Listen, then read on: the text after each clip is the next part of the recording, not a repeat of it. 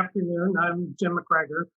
I'm a Bonita Bay resident, and I'm going to talk to you today about dietary and lifestyle factors that influence our health, particularly our long-term health and diseases of aging.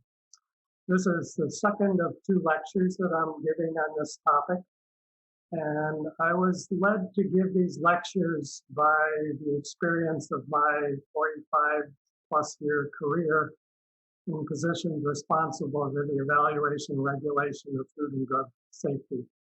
And during that time, I learned that there were quite a few general misconceptions about product safety in general and the safety of natural products in particular. So during my career, I had the opportunity to serve in a number of important programs. I directed the food safety program at the primary Department of Agriculture Food Safety Laboratory in California. I was director of the Office of Testing and Research in the Center for Drugs at the FDA, director of the Washington Liaison Office between the regulatory centers in Washington and FDA and the National Center for Toxicological Research. And I worked for what used to be the Stanford Research Institute, SRI International. Did a lot of contract testing on product safety and product safety issues. And then for the last 16 years, I've been consulting for major pharmaceutical food product companies.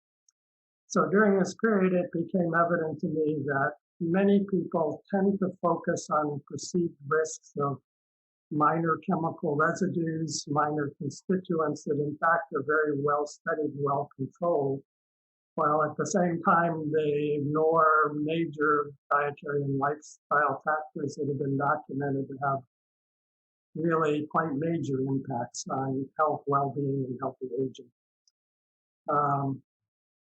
The last lecture that I gave, I focused a little bit more on one of the important misconceptions that people have, which is that natural products necessarily are safe and healthful.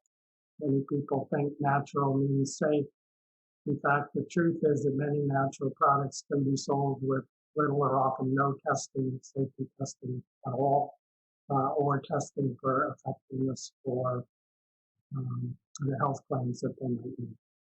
So I focused more on those issues in the previous lecture, but in this lecture, I'm going to spend maybe a little less than the first half giving a high-level overview of some of the things I covered in the first lecture, and then I'll go a little more in detail into some of those factors that relate to our diet lifestyle that really have been documented to have fairly major impacts on health, and where to find information about those factors if you want to dig a little bit deeper.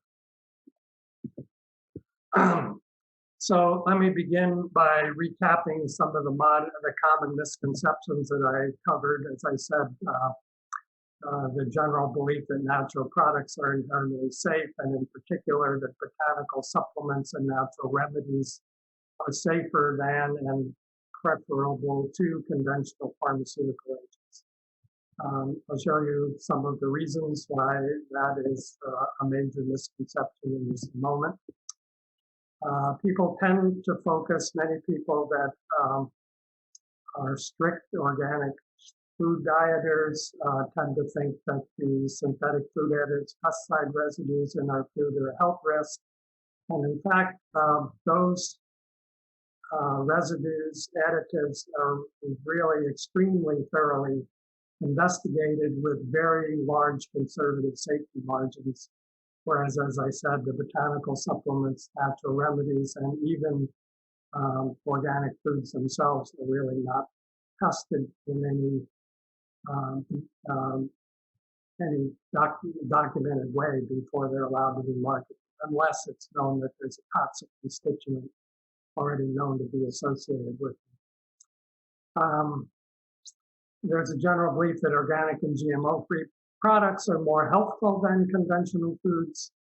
As I just said, an organic food is grown without pesticides and without some things that may reduce insect and other stress, and they may be bred to breed higher levels of their endogenous defensive chemicals that all plants contain.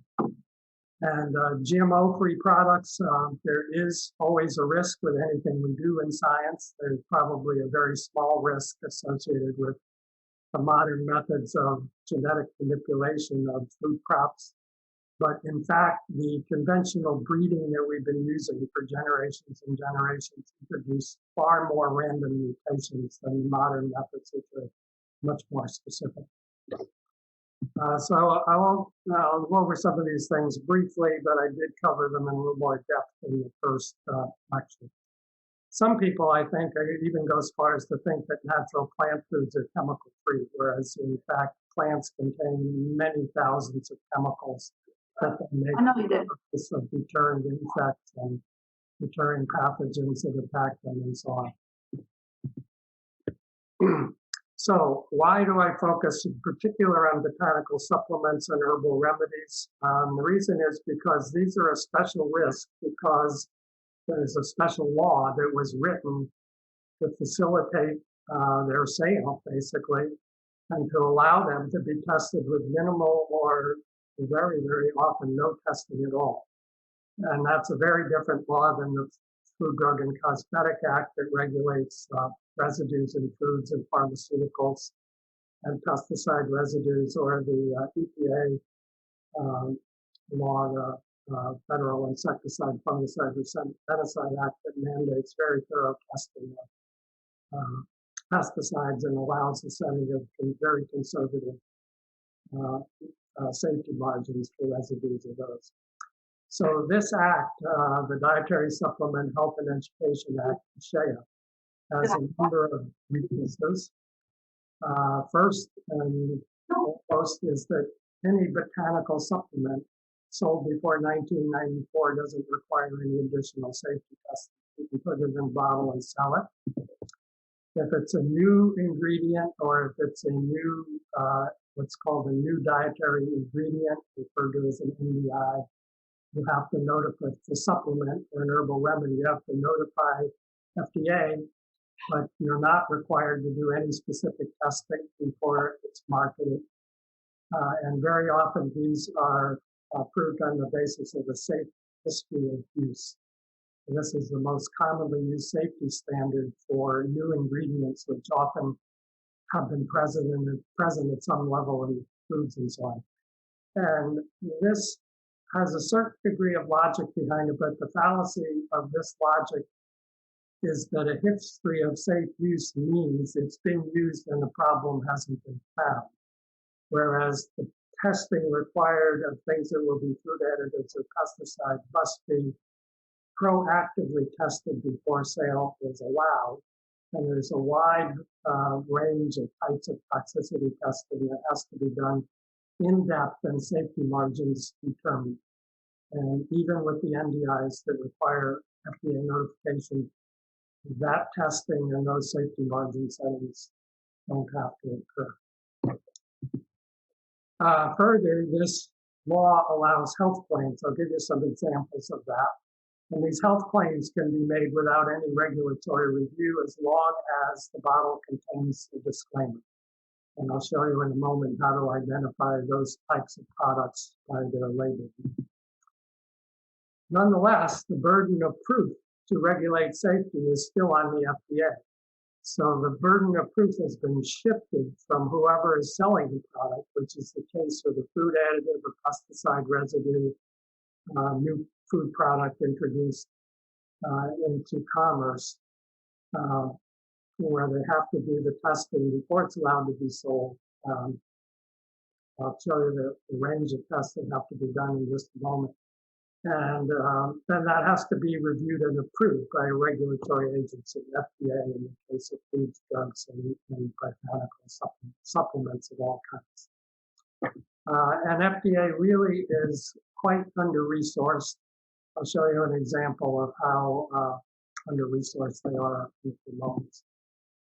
Further, the identity of botanical supplements is extremely complex. Their composition is very complex. When products are prepared, they may be extracted, different parts of the plant used, different growing conditions. All of these can affect the composition of the minor chemical constituents that are present in all these plants. And again, this has to be very carefully documented and manufacturing standardized for food additives, pesticides, etc. And there is a manufacturing standard for these botanicals, but they're so complex that there's a lot of uncertainty. And it's important because so many people take these supplements. It's estimated that about 77% of all U.S. adults take dietary supplements. The majority of them are vitamin mineral mixes, but about 20% of them are botanicals. And that 20% has been growing over the past several years and probably will continue to grow. So that's still a very large percentage of the population that's taking botanical supplements and herbal remedies. So this slide summarizes the testing that's required before you can sell a product. So a food additive, a drug, a pesticide, all have very similar requirements. There have to be extensive general toxicity tests of varying length. You have to specifically test for their ability to induce cancer, to induce reproductive effects, neurotoxicities, both acute and delayed neurotoxicities. They have to be tested to prove that they work so that you can have a standard can be set to allow an effective level, but one with an appropriate safety margin that protects against any toxic effects developing. And as I said, safe identity standards are also quite tight. And in the case of pharmaceuticals, you also have to test for interactions with other agents and genetic susceptibilities, which is something that in general you don't have to do for the other tests. So pre-1994 botanicals, as I said, you can put it in a bottle and sell it. You don't have to do any of that. If it's a new dietary ingredient, you have to notify the FDA. That gives the FDA a chance to object to the sale if they have a safety concern. But if FDA does not object, then it can go on sale. And as I said, often safe history of use is accepted. And that's okay for acute toxicities, perhaps, but for things like delayed low-frequency events like cancer, interaction with other types of agents, genetic susceptibilities, and so on, those are extremely hard to see once something is out in commerce, unless you prospectively test for that under controlled conditions. So some people say, well, herbal remedies, they've been used for hundreds of years, and there's hardly any reports of toxicity. But there are all these toxic side effects reported in pharmaceuticals. So that's why we think herbal remedies are safe. Well, as a matter of fact, that's about 180 degrees different from the truth, because if you're going to ensure safety, you have to know what toxicities are possible and what's the safety margin. What's the safety margin that you have to allow to ensure that any toxic level is not reached? So unless you have done this testing, you really don't know the possible toxicities that can develop. You certainly don't know the long-term and susceptibility-dependent toxicities. And you don't know the safety margins because you don't know what high level might cause a toxicity. So in the case of things that are mandated to be extensively tested, you have pretty firm assurance that the allowable levels are known to be safe. And unless you do that testing, the toxicities and safety margins are simply not known. And of course, as I said, this showed you how lax the requirements are in the case of dietary supplements, botanical supplements, and herbal remedies. Now, my first job was with the agriculture department, and there I learned a lot about plants. Contrary to people's belief that plants are necessarily safe and healthful, plants are not particularly benign. Plants existed for many, many thousands of years before humans came on the scene. They have roots, they can't run, they can't fight, and they've got lots of insects trying to eat them. They have fungi and plant diseases trying to infect them. They sometimes have a need to communicate with their other plants. Sometimes other plants are their competitors. Well, plants are known to make more than 100,000 specific chemicals for those purposes, for their defense against insects, predators, to communicate, to compete with other plants and so on. Those 100,000 chemicals are unique foreign chemicals to us and to most of the potential predators and pathogens of the plant. That's why they make them, to deter them. Many of them are quite toxic. Some are innocuous. A lot of them are drugs because a lot of them have biological activities and some we can harness to our own benefit. But unless you test, you don't know which is which. And you might think, well, foods are safe. So you see the nice picture on the right. Anybody that was at the first lecture knows what that is. That's the surface of a baby cucumber. And those little poison sacs are deterrents that contain cucurbitacins that deter the bugs from eating the babies before they grow up. And there's been a lot of work to breed the levels of these cucurbitacins down to safe and non-objectionable levels in our current fruit crops. They were a lot higher initially when we started to harvest the wild cucumbers. And this is basically true of everything in the plant kingdom. And this is why these things need to be studied if you really want to have maximum safety assurance. I won't go into the examples of serious toxicity, but there have been a lot of serious toxicities, and a lot of them have been difficult to identify.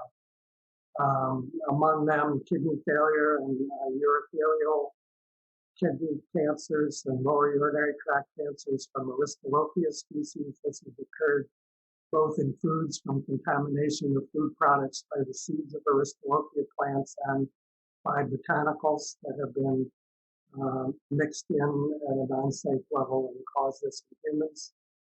A lot of weight loss and athletic performance products have vasoactive compounds that raise your metabolism, raise your blood pressure, and increase your risk of strokes, heart attacks, hypertension, and so on. Ephedra alkaloids was a good example of this, where heart attacks and strokes were discovered early on. It took many, many years before they could finally get those off the market. Now they are off the market, but as I'll show you in a moment, even though they're off the market, there's a lot of adulteration and things are still added into these types of products to make them work more effectively. As I said, there are interactions. Some of the best known ones are interactions with St. John wort and grapefruit that can lead to either drug ineffectiveness through stimulating metabolism or drug toxicities through inhibiting metabolic enzymes that control the levels of drugs you take. All right. Okay. So other examples are liver injury. Steroids are often adulterated and added to bodybuilding botanicals. There are a lot of botanicals that have caused liver injury, and they haven't figured out exactly why. They're on certain ingredients. Fava toxicity is another example. Fava beans are widely consumed as a food throughout the world, and yet certain people have a genetic predisposition that renders them toxic. So I won't go into more detail on that because I did cover it a little bit more in the previous lecture. So how do you tell which are the products that are regulated under this Dietary Supplement Health Education Act? As I said, they're allowed to make health claims, but a disclaimer is required on the label. So for example, here's a saw palmetto extract from my local pharmacy. Saw palmetto extract is pre-1994. There have been clinical trials and some studies, but they're often not that well controlled. But in any event, they're allowed to be sold. This product's allowed to be sold and labeled that it supports prostate health. Now, if it was labeled that it reduced your risk of benign prostate hyperplasia, or if it reduced your risk of prostate cancer, which in fact is why people are taking it, if it was labeled to say that, it would be a drug. And if it was a drug, it would be required to undergo multi-million dollars worth of testing in both humans and animals to show that it was safe, that it worked, it had safe margins, etc. But because it comes under this law, that's not required. And what is required on the right-hand side here, if you can see my cursor, you see this vertical label that has the asterisk from the health claim that says, this statement has not been evaluated with Food and Drug Administration. This product is not intended to diagnose, treat, cure, or prevent any disease. So to me, as a toxicologist, that's been my life. Studying these things, I find it hard to understand the difference between keeping my prostate healthy and preventing my prostate from getting disease. But that's the law, and that's what's required. Here's another example, St. John's wort. St. John's wort label, this one promotes a positive mood. It's often prescribed for depression, or doesn't have to be prescribed. The physician might tell you that if they're into botanical medicines or natural medicines. Again, if this said reduce the risk of depression, cure depression, whatever, it would be a drug. It would be required to undergo that whole list of testing that I showed you. But because it isn't, and because it was marketed pre-1994, that's not required. And here's the disclaimer in a little more visible position in this particular case. So you might ask this question: if plants contain all those toxic chemicals I mentioned, how can we eat them? Well, we can eat them in large part because we've evolved a whole series of enzymes that we specifically evolved so that we could degrade the toxic chemical constituents in our foods and help make them be excreted. We're also pretty smart. We select plant foods that are without obvious effects, certainly without acute toxicities. We breed crops to minimize noxious chemicals. This is a form of genetic modification, but again, I'll point out that conventional breeding selects for naturally occurring mutations and enriches them during the breeding. You don't have to test for that. That's considered safe. But if you use a new molecular method of inducing a genetic modification, then you will be asked to provide safety information. And those tests are much more specific. We've also developed some preferences for healthier foods. Some people think that in evolution. But anyway, the main point here is that these above things that we've evolved to be able to use the foods we use for our essential nutrition, probably fairly effective at protecting us against acute effects, but not the delayed effects that are not easily associated with exposure to elimination. So while we're thinking about those enzymes we've evolved to degrade the toxic chemicals in things we eat, those same enzymes also are the enzymes that work on all kinds of foreign chemicals, pesticides, drugs that we take, food additives, etc. And because of that, when you study a drug and you set its level, if you take a botanical that can inhibit or stimulate those enzymes, which many botanicals do, that can cause serious interactions by either making the drug less efficacious by reducing its availability to the body, or by preventing its degradation and excretion and giving a much higher exposure level than you were intending to get, and leading to toxicity.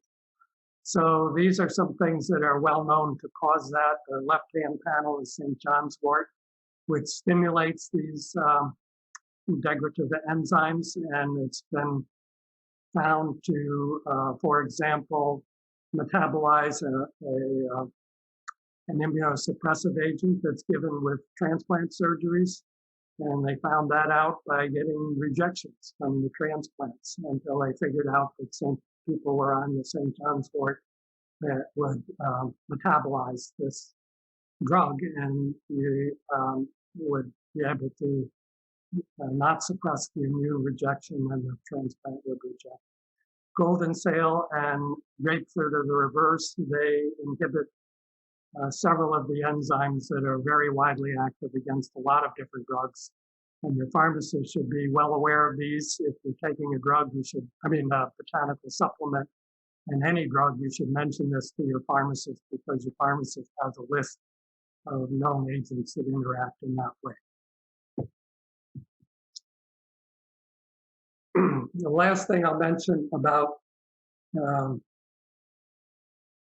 the things that I did talk about a bit before is adulteration. Adulteration with bioactive ingredients is a very serious problem. It's very common, particularly common among weight loss, athletic performance, and sexual performance products. Some of the more common things that have led to problems are steroids that are added to bodybuilding. They cause liver toxicity and sexual effects.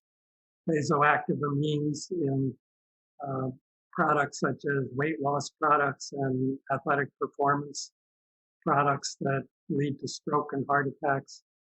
Appetite suppressants, some of which are also anti-anxiety drugs or analogs of them that can actually cause anxieties and suicidal tendencies.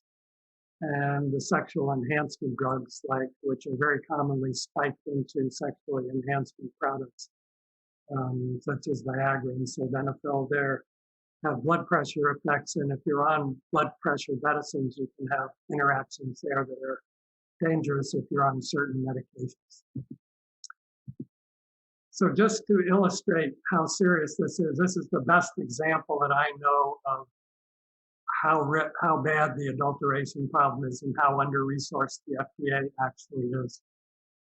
Peter Cohen is a scientist, a medical doctor at Harvard Medical School, who's interested in this and has done a lot of studies on problems with botanical products. And he and his colleagues did a particular study where over a couple of year period, they searched for information about supplements that were recalled for illegal adulteration with bioactive agents. And they found 274 of them. And of those, they identified 27 that were supposedly cleaned up and returned to the market. And after they were cleaned up and returned to the market, they went back to the market 6 months to 4 years after they were reintroduced, and they analyzed them. And they found almost 67% contain one or more adulterants. So how can this possibly be? These are agents that were removed for cause because of adulteration, returned to the market, and they still have that high a rate. And they're not just foreign products. They were about equally divided between products that were imported or products that were manufactured, distributed in the United States.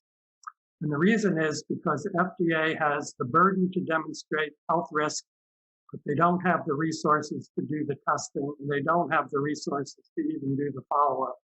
There are about 17,000 people at the FDA, and at the last count, I knew the Office of Dietary Supplements had under 30, with the responsibility for setting these standards, identifying problems, and so on. There are actually a few more people because there are other groups that do testing of some of these products.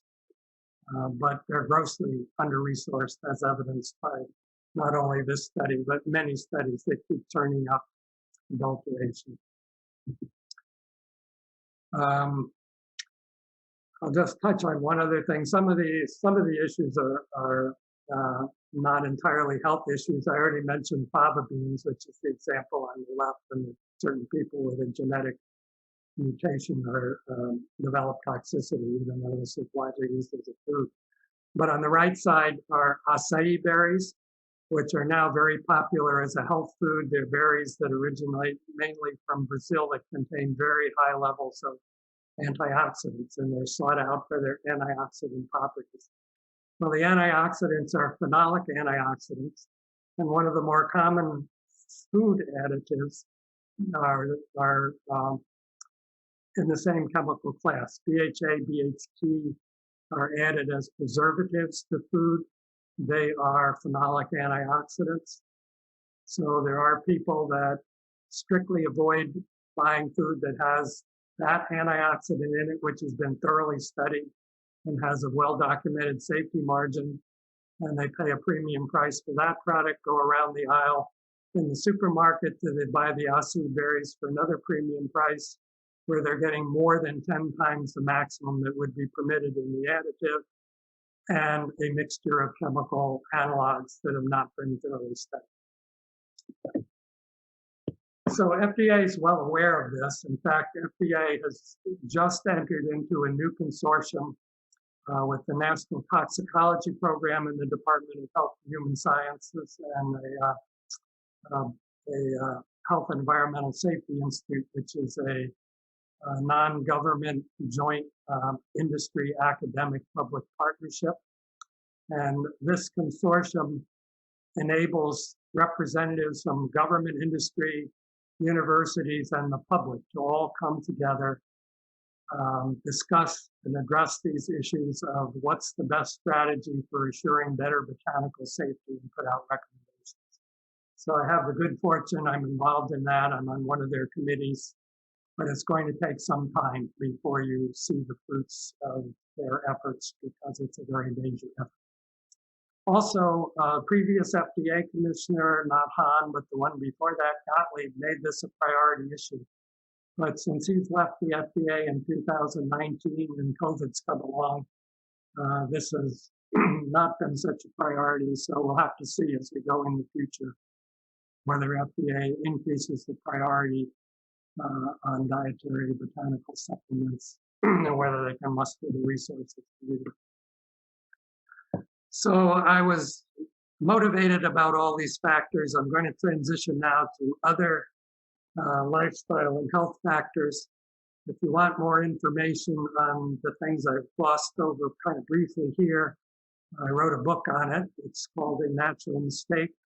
It's available at Amazon, or if you want to get the Nook version specifically, you can get that from Barnes & Noble. But Amazon, you can get it in either paperback or electronic format, and you get a free reader for the electronic format, no matter what kind of computer you have.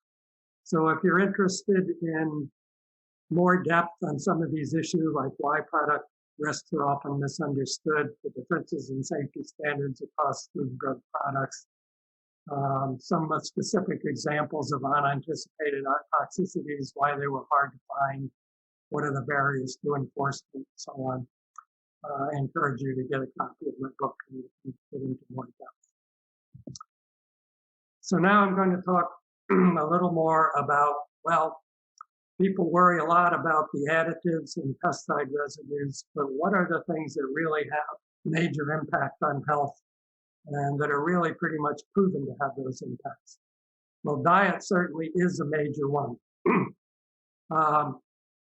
Diet is also a subject that is addressed very carefully and scientifically. There's a mandate that the Food and Drug Administration and the USDA pull together expert committees every 5 years to review the best scientific evidence about dietary safety and dietary recommendations, to review this, to seek expert and public input on the process, to consider that evidence and revise every 5 years these guidelines. For those of you from Canada, Canada has a similar process, and they publish the Canadian guidelines that are very similar. So at the end, I'll give you the references to that, but here's an upfront quote from the newest edition. It just came out in 2020, toward the end of 2020. And it's estimated that about 60% of adults have one or more diet-related chronic diseases, many of which are preventable. And what are those factors? Those factors are not the food additives. They're the sugar, the salt, the calories, the saturated fat, etc. And there's very strong evidence that shows that high fiber diets, grains, fruits, vegetables, reduce the risks of a lot of different diseases, diabetes, cancers, etc. There are a lot of correlations with red meat intake. Some of that may be due to saturated fat, but they're very strong correlations, and I'll give you some examples of that with cancer in just a minute. Certainly body weight and vitamin and mineral balance are all important and all contribute in major ways to the important diseases of our older life. For some people who are grossly overindulged in their earlier life. Other important factors are exercise, sleep, and of course risky behaviors. So excessive alcohol, tobacco, drug use, and so on, obviously are documented to have very negative impacts, and that's controllable.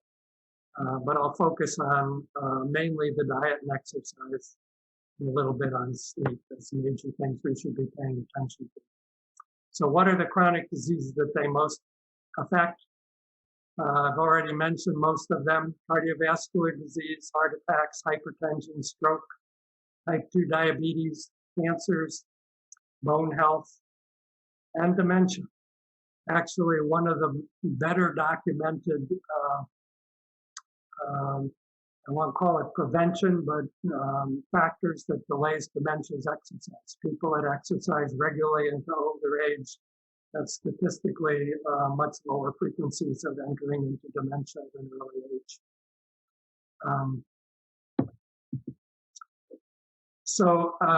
As I said, I'm going to give you references if you'd like to refer to these dietary guidelines. That's pretty easy to do.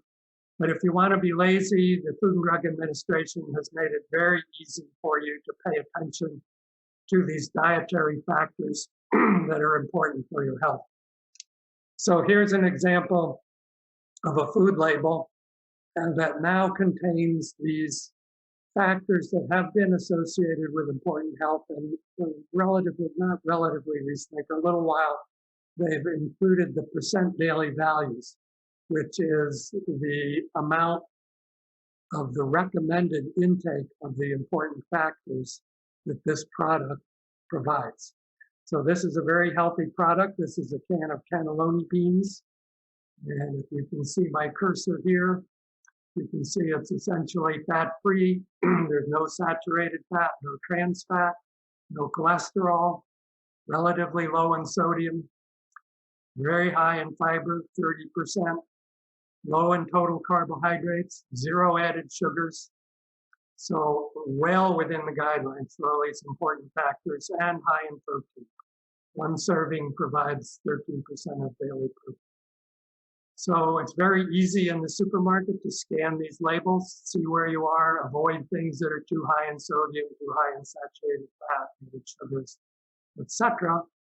And it's important to do that because things that can be labeled in a way that makes them seem healthy can, in fact, not be so healthy. So here are some examples I found. Excuse me.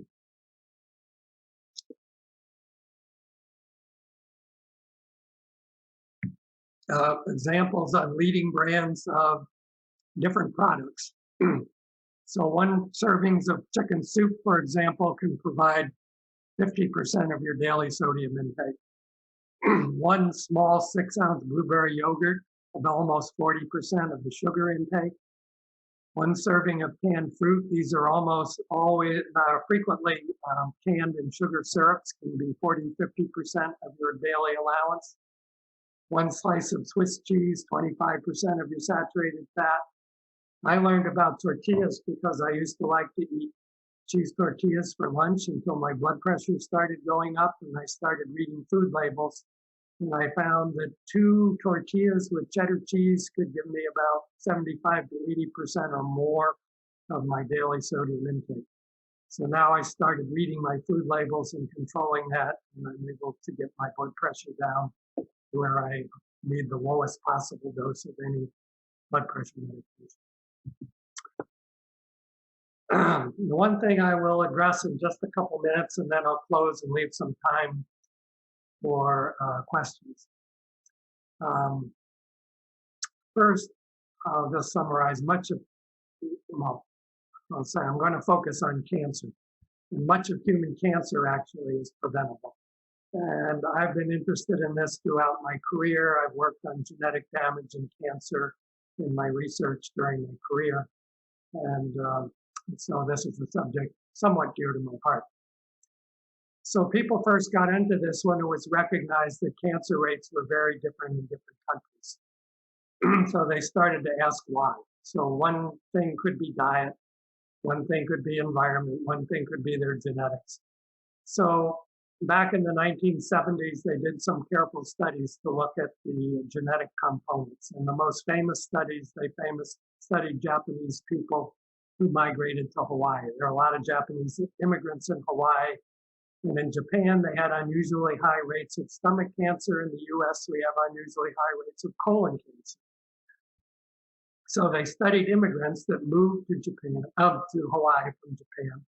And as they move and generations go by, they start to adopt the US diet. And sure enough, within 1 to 3 generations, they assume the US rates.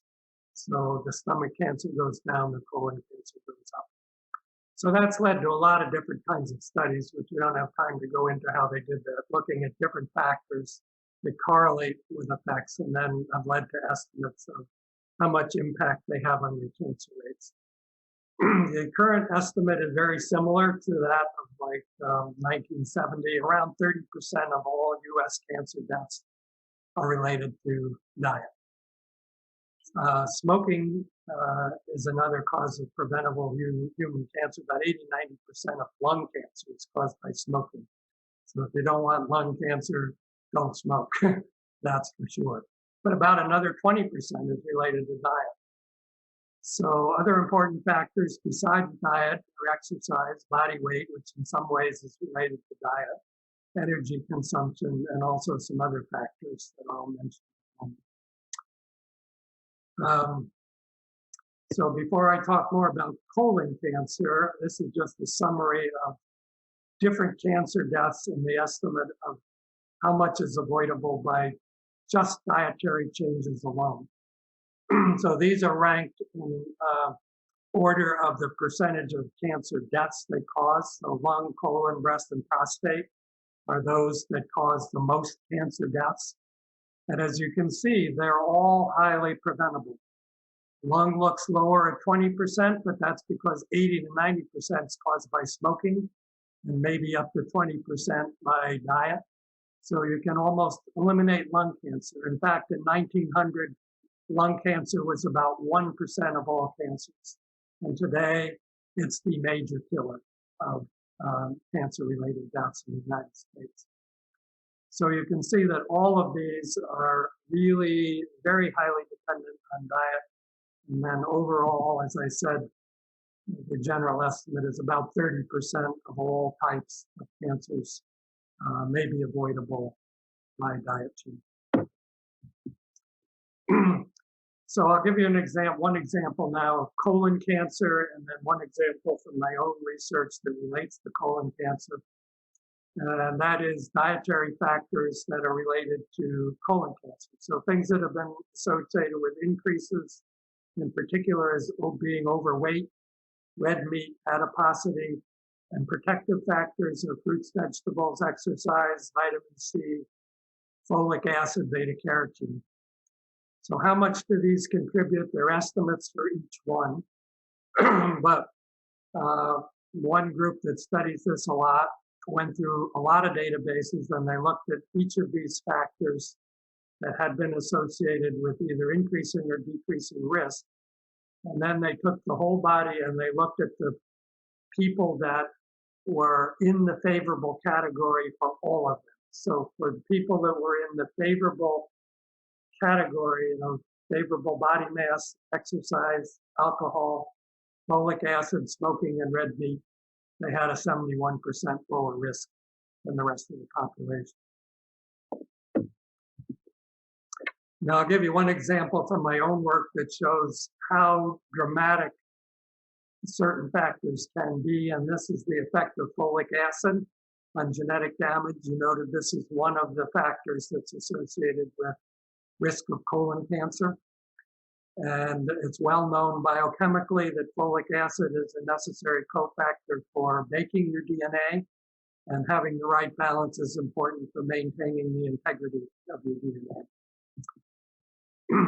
So early in my career, I was involved in developing a method that you could use to track genetic damage in human populations.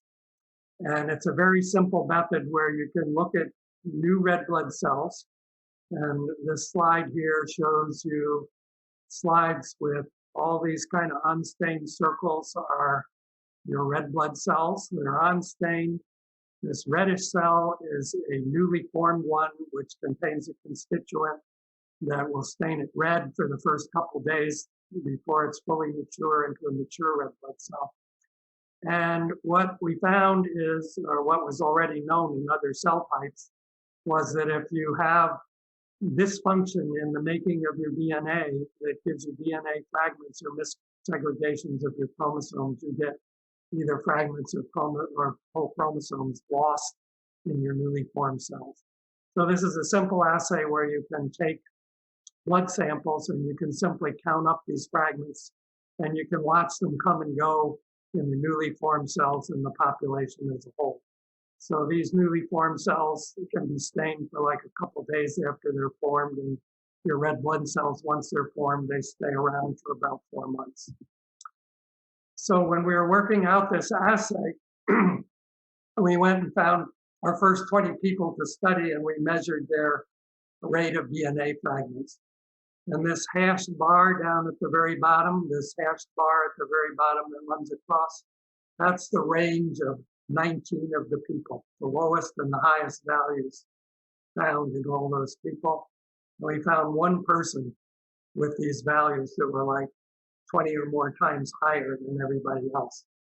And the closed circles here are the newly formed cells, and the open circles are the ones that hang around for 4 months. And so for more than a year, we tried to figure out why this person had such an elevated level of genetic damage. And you could see during that period, these fully matured cells, which are collecting the new ones over and over, they keep going up as damage keeps occurring. Finally, we got onto the fact that this person wasn't actually folic acid deficient, but is very low, close to the deficiency level. So we wondered if folic acid might help, and we gave this folinic acid, which is a biologically active form of folic acid, and look at what happened to these closed circles. Within just a couple days, they came right down to the very low control level. And as the older cells were replaced by newer cells over a period of a couple of months, they came down too. Then we stopped giving folic acid and we watched what happened, and they started to go back up again. And then we put that person on ordinary oral folic acid tablets. And over time, that person went to become essentially the lowest frequency of genetic damage in the whole group. So this shows how dramatic these things can be. This is a very mild deficiency that wasn't even recognized as a deficiency, even though this person is being studied by his physician.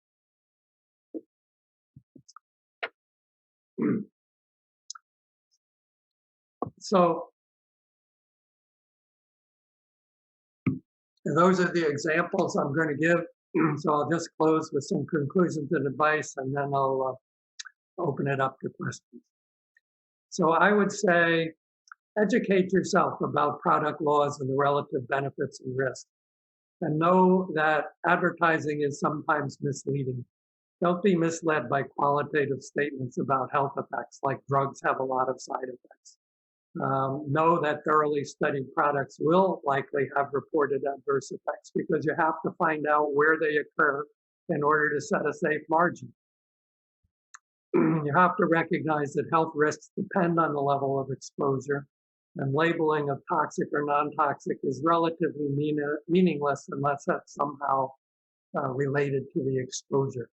In fact, my opinion is this principle should be taught more thoroughly in elementary school, so that people appreciate that it's really a combination of the hazard, that is the potential to do damage, and the exposure to that potential that determines whether in fact it is a risk or is not a risk. So certainly eat a well-balanced diet with a lot of variety of fruits and vegetables. Follow the US or Canadian guidelines. Limit your intake of those things that you know are not helpful: salt, saturated fat, added sugars. Exercise regularly, get plenty of sleep. Don't choose expensive organic. This doesn't apply to us that live in Bonita Bay, but people that are on fiscally limited diets sometimes think they need to eat organic, and organic vegetables are very expensive, and it's a big mistake to limit your intake of those. Make sure you get plenty of fruits and vegetables. If you want to eat organic, you're probably okay. I don't think that's a huge risk.